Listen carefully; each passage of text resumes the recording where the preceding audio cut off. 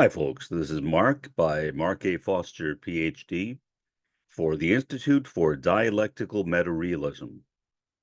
This is intended as a contribution to Peter Terry's Socratic dialogue between Bahá'í philosophy and Western philosophy. I will be addressing a subject that I have dealt with before in this podcast, but quite a while ago, maybe 10 years ago, something like that.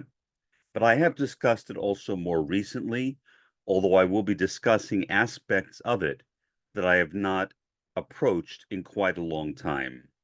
So let me go ahead and start with it. Basically, Roy Bhaskar was a British philosopher, died about 8 years ago. He was the founder of a particular type of critical realism, which I refer to as Bhaskarian critical realism, because there are many different critical realisms. I sometimes wish that Roy had called it something else, but actually, he is not the one who named it that. Some other people named it that, and Roy was okay with it, and so he accepted it. And so I will be endeavoring to compare one particular aspect of critical realism with certain aspects of Baha'i philosophy, my understanding of the Baha'i teachings on those subjects. Basically, the philosophy of meta-reality. I have a link which will be below this video called Eudaimonic Utopia. It will take you to a page where I have an extensive elaboration of my own particular variation of the philosophy of meta-reality. Again, that is a part of the philosophy I have developed called dialectical meta-realism. It is also a sociological theory. It is a combination of Roy's early turns or stages of critical realism with his final turn, the philosophy of meta-reality. Roy said that meta-reality would be his final stage. Whether that would have been true, no one can tell. People will commonly say, this is the end, until something new comes into their heads. So because Roy died, and he died a rather tragic death of a disease that was very painful for him, and which made the last year of his life very difficult to live, one will never know if Roy would have come up with something else to occupy his time, or if he would have simply continued doing elaborations of the philosophy of meta-reality and the earlier turns of critical realism. In the philosophy of meta-reality, I will be presenting my own particular variation of it, which is somewhat different, but not entirely different from the one developed by Roy Bhaskar himself. For the sake of time and brevity, I will not go into what those changes are that I made. If you want to read about them, you will see them explained in my book. So first, I will begin with a discussion of meta-reality or dialectical meta-realism, as I have explained it in the book, and then I will try to show how, in my opinion, it can be compared in a very useful way with aspects of Baha'i philosophy or the Baha'i teachings. Meta-reality has two parts to it. First is meta, and second is reality. By meta, Roy intended what he called his spiritual turn. In the last several years of his life, Roy began a turn toward spiritual subjects. That happened because Roy wanted to visit the land of his father.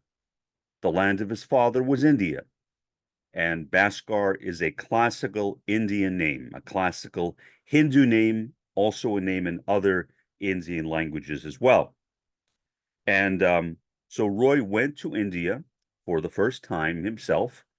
He had no interest in going there before, but when he went there, he began to meet with a lot of Hindu gurus of various sorts, My impression is, although I can't prove this, but from reading Roy's work, I think that Roy was primarily preoccupied with studying the ideas of Sri Aurobindo.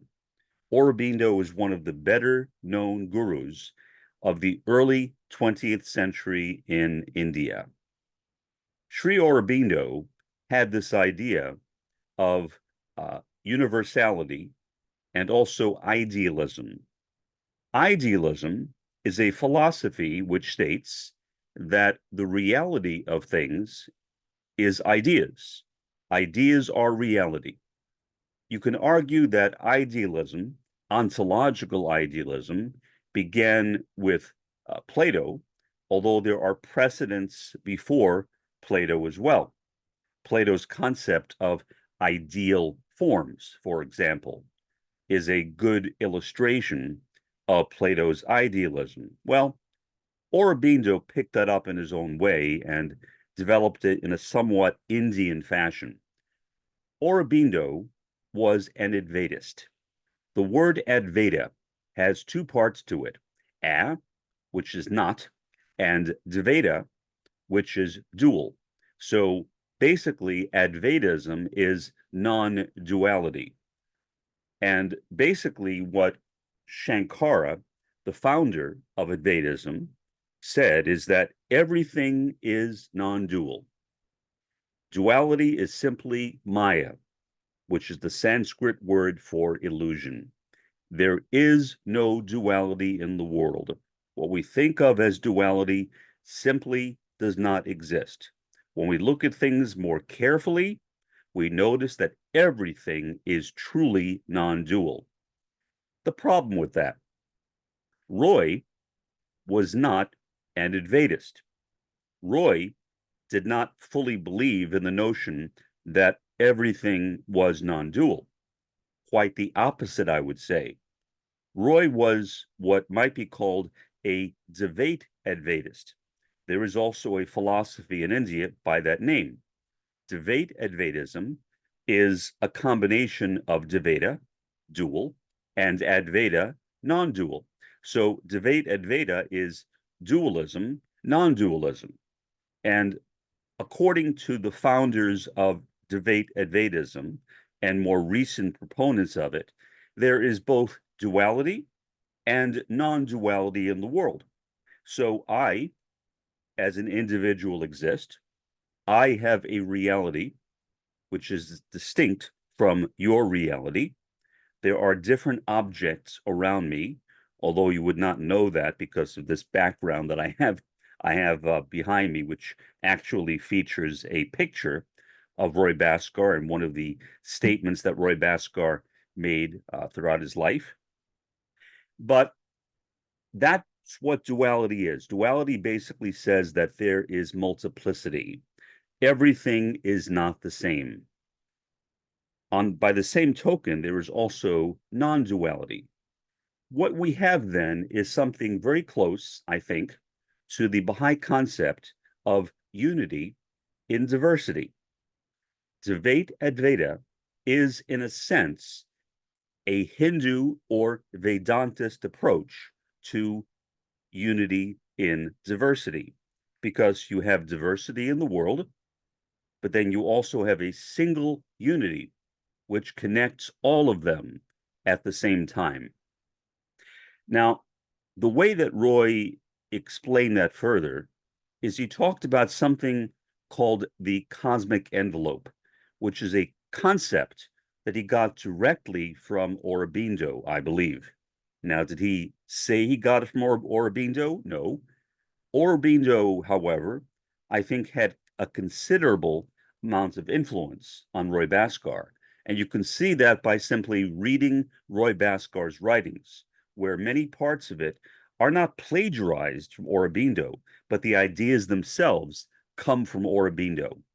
And Aurobindo is an extraordinarily influential philosopher, even today in modern day India. So, what is the cosmic envelope? Well, the cosmic envelope, first of all, I think is wrong. But I will give you what Roy said the cosmic envelope is, And it is because Roy came up with that concept that many people argued that Roy had abandoned his critical realism for a kind of critical idealism. And honestly, I agree with them. But why did he do that? I think Roy can be excused. As I said before, the last several years of Roy's life were years of considerable pain. Roy was strongly influenced by his experiences in India, but his ability to really process what he experienced was not entirely there.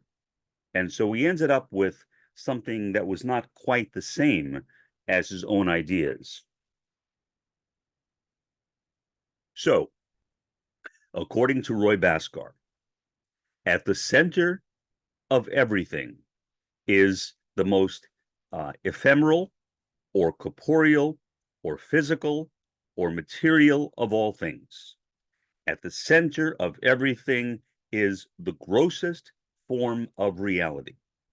As one goes outside that gross form of reality, one becomes extremely subtle, extremely ethereal. And so to Roy, the envelope was literally cosmic. So you have the notion of meta-reality, reality referring to relativity, referring to duality, but the meta part referring to that notion of the cosmic aspect or the spiritual element which underlies all of reality according to Roy. So when you get to the outside, the envelope which encompasses everything, to Roy, that is something like God. That is something like the spiritual covering for all things. Now, Roy's concept of God was not a Baha'i concept. Roy was not a Baha'i. And so bear that in mind, that his approach to God was much more Hindu than it was Baha'i.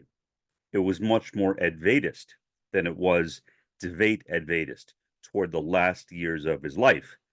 Although I don't think that he was really being faithful to his perspective in making those statements. And I will get to that in just a bit. So the innermost reality is material. The outermost reality is spiritual, according to Roy. What I have done is I have taken the cosmic envelope and I have inverted it. And so my concept is of a cosmic interior.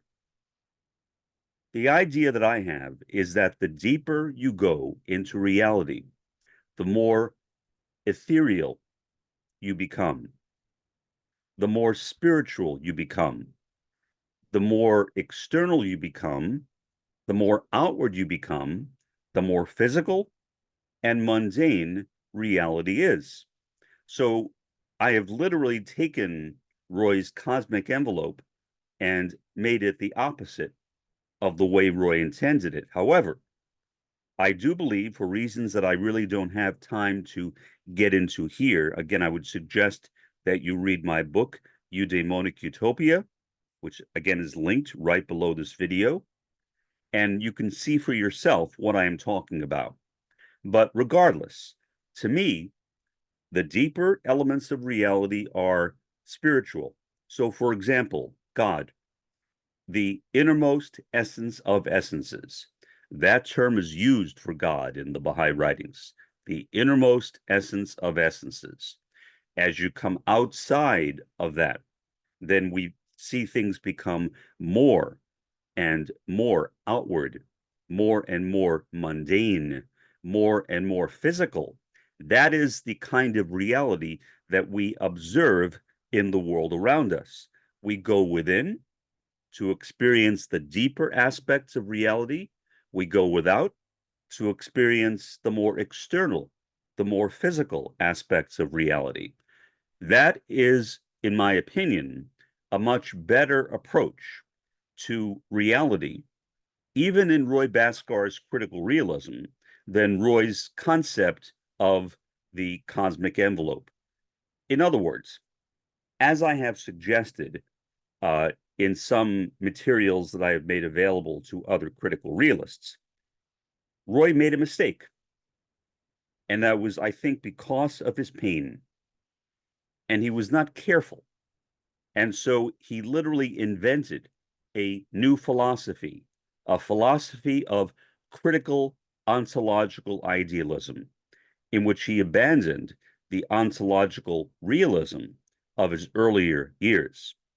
So that's the way that I have taken Roy's concept and made it into a form which I think is considerably more sensible than the way Roy himself had developed it. Now, how would I take that basic idea and put it into a Baha'i context? I have already hinted at that a bit, but very basically, I would say, in my understanding of the Baha'i approach to reality, what is real is not the ideal. What is real is the spiritual and the physical. So the physical world is real. The spiritual world is real. Our ideas about the physical world and the spiritual world are not real. They are epistemological. They deal with knowledge. And Roy always talked about something that he called the epistemic fallacy. By the epistemic fallacy, he meant the tendency in Western philosophy, especially since the time of the philosopher Immanuel Kant, to confuse consciousness with reality. Perhaps the greatest exemplar of that is the Colorado philosopher Ken Wilber. He is very well known and has sometimes been referred to as a New Ager, and I think that argument is not without merit. Ken Wilber and Roy Bhaskar had an extended period of debate, email debate. They did meet face to face as well, but their debates were carried on a list serve, on an email list, which was run by Ken Wilber's organization on what he called integral theory. So integral theory was Ken Wilber's equivalent, more or less, to Roy Bhaskar's critical realism. Ken Wilber could never understand Roy. He always thought that Roy was misguided because to him, there was no difference between consciousness and reality. Whereas Roy said that consciousness is simply our own awareness of things. So, from a Baha'i perspective, my Baha'i perspective, I think that is supported as well, meaning I think Roy's argument is supported as well, not Ken Wilber's. Ken Wilber was a true Advaitist. Roy Bhaskar, although he claimed to be an Advaitist, as I said, was really a Advaitist, meaning he accepted the reality of both duality and non-duality. Ken Wilber did not. Ken Wilber denied the reality of duality. He denied the reality of the physical world. So in a sense, you can even make some association between Ken Wilber's ideas and the ideas of Phineas Quimby and Mary Baker Eddy and her particular religion called Christian Science, which was later developed in a new form called the New Thought movement, for example, unity, religious science, and divine science, which basically argue that the reality of everything is spiritual. The physical simply has no reality at all. From a Baha'i perspective, as I see it, that is not exactly correct. The physical is real. We are in a real world. We do not imagine the world around us, much as Mary Baker Eddy might have said. This is a substantial world that we are born into. We are born here for the purpose of preparing our souls for the world to come, much as the womb exists as a place, as a location where the body is growing and growing and growing and developing to the point where it can function in this world. So this world is, in a sense, a womb to the world to come. The world to come is real. This world is real as well. What we see around us is primarily physical. When we dream, we can see beyond the physical, but when we are awake, we cannot. And so, for the most part, we see around us things that have form, things that have physical form, because this physical form veils us from spiritual reality. We are prohibited, maybe prevented, from seeing the spiritual realities of things. But indeed, things do have a spiritual reality. And again, that is what brings back the notion of Dvait Advaita. In other words, that there is both duality, there is both a physical form, and there is also Advaita, which is the oneness of reality, the non-duality of reality. Both of them exist as a harmonious whole, and they should not be confused with one another, but they are both real. They are both a part of the reality that we experience as human beings. The only way that we can effectively prepare for the world to come while living here, in my view, is to develop a relationship with God. When we have a relationship with God through his prophet, in this age, Baha'u'llah, but also the Bab, we can develop a connection with the world to come. We can have a relationship with the prophet of this age, or the prophets of this age, the Bab and Baha'u'llah. And through their guidance, through the guidance of Abdul Baha, through the guidance of Shulki Effendi, we can experience the reality of something that we have no connection with in the here and now.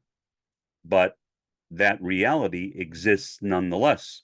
It doesn't matter that we have no way of seeing it, that we have no way of hearing it, smelling it, touching it. You get the idea. That reality exists nonetheless. It is the innermost essence of this world. And that world, that innermost essence, that inner world is referred to in the Baha'i teachings by many names, but I think the best and most accurate term for it is the kingdom, sometimes called the Abha, or the most glorious kingdom. It is that kingdom which we can have a scent of. We can experience the traces of that kingdom here. But when we die, that is all we have. Meaning, somebody who is wealthy, somebody who has accumulated a considerable amount of stuff.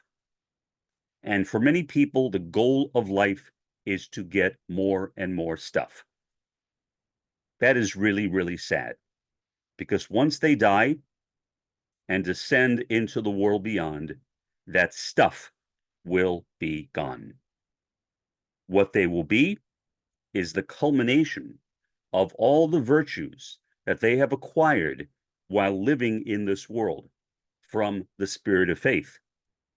In my view, the spirit of faith is comparable in some ways to the innermost essence, or a part of the innermost essence of the cosmic envelope, just like the Holy Spirit is also a part of that innermost essence of the cosmic envelope, or the cosmic interior, as I prefer. And so as we develop, as we gain a greater appreciation for the spirit of faith, as we are able to draw upon those virtues from the spirit of faith, we become united with others. If there is only one spirit of faith, if there is only one Abha kingdom, we don't each have our own abha kingdoms, then we are all living together in that state of Advaita, in that state of non-duality. But by the same token, we each have our own individualities as well. So the fact that we are united, the fact that we all draw upon the same spirit of faith, the fact that we all draw upon the same human spirit, which is the source of our intellect, the source of our mental faculties, which Abdu'l-Baha discusses, including imagination, thought, understanding, and memory, does not make us all into carbon copies of each other, because we are unique beings. Each of us is a unique being who is able to acquire some of the basic substance of reality. That is what makes us one. We are one because we are living in a world of oneness, because we are all created from the same fabric of reality. We are all products of the same spirit of faith and products of the same human spirit. There are not, in my view, different human spirits. I don't have one human spirit or rational soul or rational faculty with you having another. If you look at gleanings from the writings of Baha'u'llah, Baha'u'llah refers to the rational faculty. He does not refer to the rational faculties. There is, in my view, only one rational faculty, and we all draw upon that. We are all a part of it. That is the basic and fundamental unity and oneness, not only of all human beings, but of all of existence, of kula shay, as Baha'u'llah calls it, or all things. All things are united in this fabric of reality through the human spirit and the spirit of faith and the lower spirits as well, the animal, vegetable, and mineral spirits. There is only one animal spirit. There is only one vegetable spirit. There is only one mineral spirit, in my opinion. And all animals, minerals, and vegetables draw upon that spirit to the extent of their capacity. In the same way, we draw upon the human spirit and the spirit of faith to the extent of our own capacities as well. So, what I hope that I have done in this brief presentation is share with you a way that I have tried to connect Roy Bhaskar's critical realism, and especially the final turn of that critical realism, the philosophy of meta-reality, with some of the Baha'i teachings as I understand them on reality, on the soul, on spirit, the levels, the kinds of spirit, and on the Abha kingdom. And if this has been informative to you, if you have gained something from it, then please don't attribute it to me. Please attribute it to the grace of God, because I have done nothing. I have simply shared with you my own understandings. If you like, you may leave a comment below this video, and I promise to you that I will respond to that comment, and perhaps we can even engage in a fruitful dialogue.